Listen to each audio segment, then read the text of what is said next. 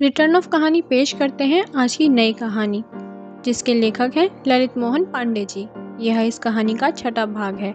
इस कहानी के पहले 5 भाग सुनने के लिए डिस्क्रिप्शन में दिए गए लिंक्स पर क्लिक करें। तो चलिए यह भाग शुरू करते हैं। मेरी बातें सुनकर बिना कोई उत्तर दिए ही अनुपम भैया झुंझलाहट के साथ आक्रोश की मुद्रा में अपने कमरे में चले गए थे। मंजरी भाभी को तो अनुपम भैया को भड़काने का जैसे एक बहुत सुनहरा अवसर मिल गया था। वह जैसे ही कमरे में पहुंचे, मंजरी भाभी अनुपम भैया से तेज स्वर में कहने लगी कि मैंने इस घर में आपकी हैसियत अपने आंखों से देख ली है। अपने मम्मी जी और पापा जी के प्यार की आप बहुत दुआई किया करते थे। आज मैंने अपनी आंखों से देख लिया है कि आपकी वही मम्मी जी आपसे कितना प्यार करती हैं। उन्होंने तो अपने पुत्र और पुत्रवधू की बेइज्जती करने वाले नौकर का पक्ष लेते हुए उल्टे आप ही को नसीहत दे डाली। क्या इसी को प्यार कहते हैं? अगर वह उस 2 कौड़ी के नौकर को धक्के मारकर घर से निकलवा देती, तब मैं समझती कि वह तुमसे प्यार करती हैं। आपके मम्मी जी के हृदय में हम लोगों का स्थान नौकर से भी नीचे है। एक संस्कार विहीन पुत्रवधू किस प्रकार फलते फूलते परिवार को विनाश की तरफ धकेल देती है, इससे सुंदर उदाहरण और क्या हो सकता है।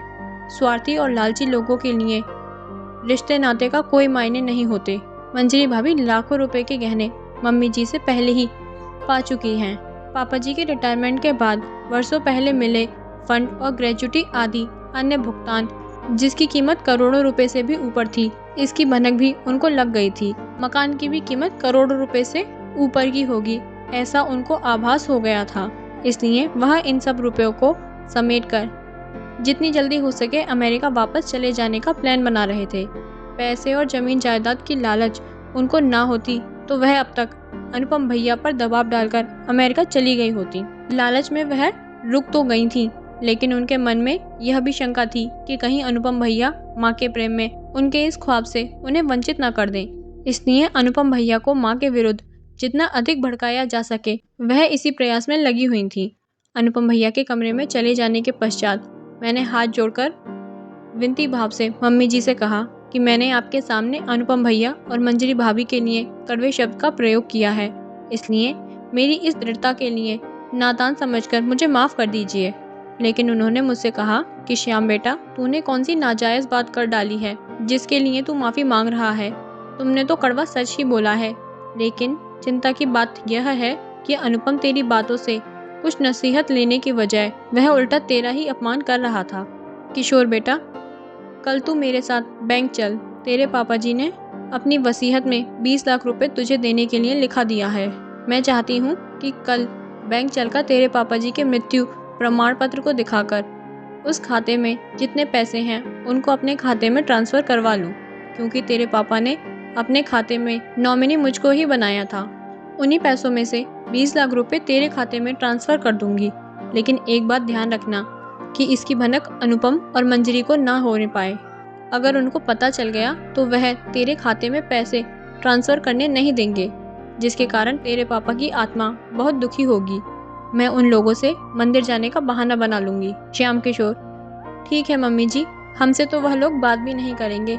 आप एक काम अवश्य कर लीजिएगा, बैंक वाले पापा जी का डेथ सर्टिफिकेट, आपका ID प्रूफ, पैन कार्ड मांग सकते हैं, इसलिए आप इनको पहले से ही ढूंढ कर रख लेना। लेकिन मेरी आपसे हाथ जोड़कर एक विनती है कि मुझे 20 लाख रुपए नहीं चाहिए। दमयंती जी: क्यों बेटा? श्याम किशोर: मम्मी जी, आपने मुझे माँ की ममता दी है, पापा जी ने मुझे अपने संरक्षण का छाप दिया है, मेरा भविष्य संवारने के लिए मेरी नौकरी लगवा दी, अन्यथा इस अनाथ श्याम किशोर का जीवन नर्क बन जाता। अनुपम भैया सही कह रहे थे, यदि पापा जी की कृपा मेरे ऊपर ना होती तो मैं कहीं भीख मांगता हुआ मिल जाता। पापा जी की कृपा से आज मैं इज्जत से जीवन जीने लायक हो गया हूँ। इससे बड़ा अनमोल रतन दुनिया में दूजा नहीं हो सकता है, इसलिए मुझे पैसों की कोई लालच नहीं है। दमयंती जी: किशोर बेटा, तेरे पापा जी ने अपनी वसीयत में यह स्पष्ट रूप से लिखा है कि मैं अपने गांव संग्रामपुर से श्याम किशोर को घर में काम करने के लिए लाया था, लेकिन उस बच्चे ने अपने आचरण से हमारा दिल जीत लिया था। वह हमारे घर में एक पुत्र की भांति ही इज्जत पाता रहा। मेरे हृदय में उसका स्थान मेरे पुत्र अनुपम से कम नहीं है, लेकिन पुत्र की आड़ में उसके हक को मारना पाप करने के समान है। जब से वह मेरे साथ रहने लगा था, उसको मेरे द्वारा किसी प्रकार की कोई धनराशि नहीं दी गई है, इसलिए उसको मेरे खाते से 20 लाख रुपए आर्थिक मदद के तौर पर दिया जाएगा, जिस पर उसका हक बनता है। अब तू ही बता बेटा, क्या तू अपने पापा जी की इच्छा को पूरा नहीं करेगा? श्याम किशोर। मम्मी जी, मैं पापा जी की हर इच्छा को पूरी करने के लिए प्राणों की बाजी भी लगा सकता हूँ, लेकिन मैं अपने मन की बात आपसे कहना चाहता हूँ।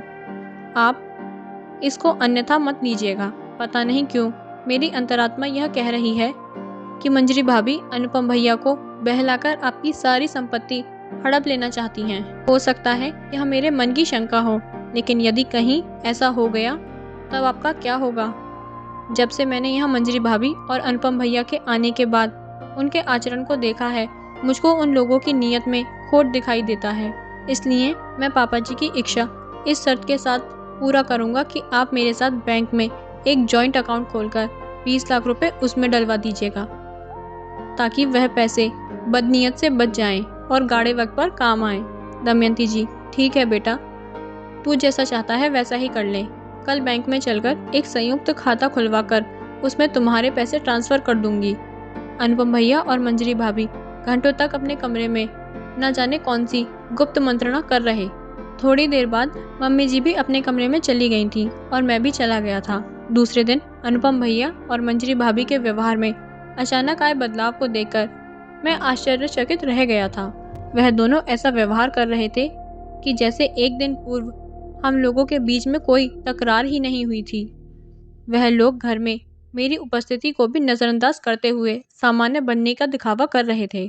मैं समझ गया था कि यह लोग जानते हैं कि मम्मी जी को नाराज करके वह ना तो यह मकान बेच पाएंगे और ना ही बैंक में पड़े हुए पापा जी के रुपए को हाथ लगा पाएंगे। पापा जी के क्रियाकर्म को हो जाने के पश्चात अनुपम भैया और मंजरी भाभी को अमेरिका लौटने की जल्दी हो रही थी। वह लोग मकान बेचने के लिए शहर के प्रॉपर्टी डीलरों से मिलने लगे। घर को देखने के लिए प्रॉपर्टी डीलर रोज घर का मुआयना करने के लिए आते। 1.5 करोड़ से भी ऊंची कीमत के ग्राहक इतना जल्दी मिल पाना बहुत मुश्किल था, लेकिन वह लोग चाह रहे थे कि किसी तरह से 1 सप्ताह के अंदर उनका मकान औने पौने दाम में बिक जाए। अनुपम भैया प्रॉपर्टी डीलरों पर जल्दी मकान बिकवाने का दबाव बनाने लगे थे, लेकिन सब जगह से यही उत्तर मिलता कि अभी कोई ग्राहक नहीं मिला है। उन्हीं प्रॉपर्टी डीलरों में से एक चालाक व्यक्ति यह समझ गया कि इनको जल्दी पड़ी हुई है, इसलिए उनकी मजबूरी का लाभ बड़ी आसानी से उठाया जा सकता है। अनुपम भैया से उसने कहा, मकान मैं आपका 3 दिन में ही बिकवा सकता हूँ, लेकिन आपको इसकी अच्छी कीमत नहीं मिल पाएगी। अनुपम भैया को जल्दबाजी थी, इसलिए उन्होंने उस प्रॉपर्टी डीलर से पूछा कि मेरे मकान की कितनी कीमत मिल जाएगी। उसने मौके का लाभ उठाते हुए उस 1.5 करोड़ के ऊपर की कीमत के बंगले का दाम 80 लाख रुपए बता दिया। अनुपम भैया 80 लाख रुपए की कीमत पर ही पापा जी के सपने को बेचने के लिए तैयार हो गए। अति प्रसन्न मुद्रा में उन्होंने यह बात मंजरी भाभी को आकर बताई। इधर मंजरी भाभी घर के अंदर के सारे सामान ऑनलाइन सेल वाली कंपनी को बेचने के लिए मैसेज डाल दिया था। इस प्रकार पापा जी की मेहनत की कमाई से बनाई हुई पूरी गृहस्थी का सौदा उन दोनों ने कर डाला था। उनका उद्देश्य था कि 1 सप्ताह में सारी प्रॉपर्टी को बेचकर वह लोग अमेरिका के लिए प्रस्थान कर जाएं। योजना के अनुसार दूसरे दिन मम्मी जी ने सुबह 10 बजे बैंक जाने के लिए मुझे गाड़ी चलाने के बहाने अपने साथ चलने के लिए बुला लिया था। मम्मी जी ने उन लोगों से बता दिया था कि मैं मंदिर दर्शन करने के लिए जा रही हूँ, अभी थोड़ी देर में आ जाऊंगी।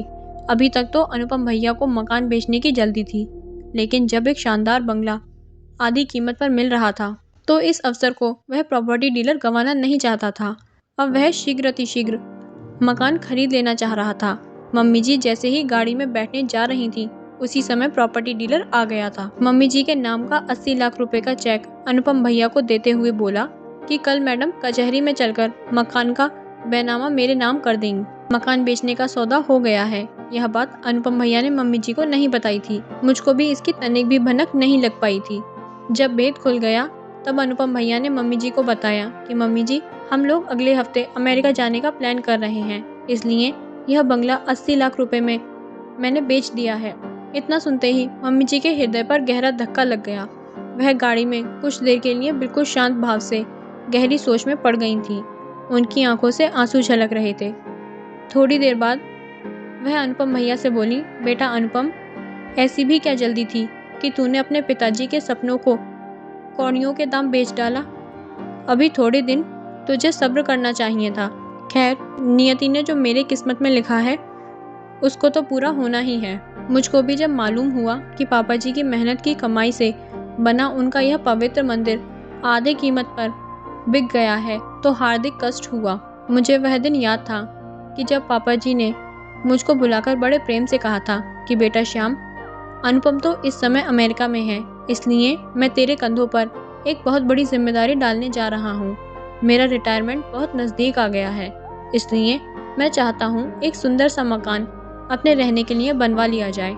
3000 वर्ग फीट की मेरे पास ज़मीन पड़ी हुई है। अगले हफ्ते से उसमें निर्माण कार्य चालू होगा, जिसकी देखरेख का कार्य तुझको ही करना पड़ेगा। बीच बीच में मैं भी आकर देख जाया करूँगा। पूरे 1 वर्ष तक मैं सुबह 8 बजे कार्यस्थल पर चला जाता था और रात्रि में 9 बजे वापस लौटता था। दोपहर में मम्मी जी मेरे लिए टिफ़िन में खाना लेकर आती थी। इसी बहाने मम्मी जी मकान के किचन और पूजा घर में विशेष ध्यान दिया करती थी। उन्होंने अपनी मर्जी के मुताबिक बनवाने के लिए 2-3 बार किचन में तोड़फोड़ भी करवाई थी। मकान बनाते समय मम्मी जी और पापा जी का उत्साह देखते ही बनता था। अपने सपनों के उस मंदिर के किसी कोने में भी कोई कमी ना रह जाए, इस बात पर विशेष ध्यान देते थे। ईंटों की 4 दीवारी जोड़कर छत डाल दिया जाता है, तब वह मकान कहलाने लगता है। लेकिन उसी मकान में व्यक्ति की आकांक्षा और भावनाओं का पेंट लग जाता है, तब वह एक मंदिर की भांति सपनों का घर कहलाता है। ऐसे ही सपनों का घर पापा जी और मम्मी जी ने बनवाया था, जिसको एक नालायक पुत्र कौड़ियों के दाम में बेच रहा है। भावनाओं का कद्र वही कर सकता है जिसके अंदर मनुष्यता मरती नहीं है, लेकिन जिसकी जमीर मर चुकी हो उससे किसी प्रकार की आत्मीयता की आशा नहीं की जा सकती। अनुपम भैया और मंजरी भाभी जैसे लोग उसी श्रेणी में आते हैं। इस मनहूस खबर से कुछ कष्ट की उदासी अंतर्मन में दबाए हुए मम्मी जी और मैं जैसे ही चलने लगे, अनुपम भैया ने मम्मी जी से कहा, मम्मी, जब आप जा ही रही हो तो यह चेक भी लेते जाइए। लौटते समय बैंक में इसको डाल दीजिएगा। लोकल का चेक है, इसलिए आज ही क्लियरेंस हो सकता है। खाते में पैसे आ जाने के बाद कल चलकर हम लोग मकान की रजिस्ट्री कर देंगे। मम्मी जी ने अनुपम भैया से चेक ले लिया। थोड़ी देर में हम लोग बैंक पहुंच गए थे। रास्ते भर मम्मी जी बिल्कुल शांत बैठी रहीं। उनके मुंह से भी एक शब्द नहीं निकला। बैंक में पहुंचते ही बैंक मैनेजर मम्मी जी से बोला, मैडम, सर के बारे में जानकारी मिलने पर मुझे हार्दिक कष्ट हुआ था। मैं तो आपको फ़ोन करने वाला था। अच्छा हुआ आप स्वयं आ गई। 5 साल पहले सर ने अपने अकाउंट से 1 करोड़ की एफडी करवाई थी, जो मैच्योर हो गई है। पैसा सर के अकाउंट में आ गया है। उन्होंने आपके अकाउंट में नॉमिनी को बनाया है, इसलिए उनके अकाउंट का सारा पैसा आपको मिलना है। बैंक की कुछ फॉर्मेलिटीज़ हैं, आप उनको पूरा कर दीजिए, जिससे सारा पैसा आपके अकाउंट में ट्रांसफ़र कर दिया जाए। मेरे लिए यह बहुत ही बेहतर है कि आपका भी एक अकाउंट इसी बैंक में है। इस प्रकार मम्मी जी ने बैंक का सारा काम निपटाकर हमारे साथ एक संयुक्त खाता खोलकर 20 लाख रुपए उसमें ट्रांसफ़र कर दिया था। यहाँ तक कहानी सुनने के लिए धन्यवाद। इस कहानी का आगे का भाग जल्द ही इसी चैनल पर प्रसारित होगा, जिसके लिए आपको ज़्यादा इंतज़ार नहीं करना पड़ेगा। और अगर यह कहानी अच्छी लगी हो तो लाइक करके चैनल को सब्सक्राइब ज़रूर कर दीजिएगा। धन्यवाद।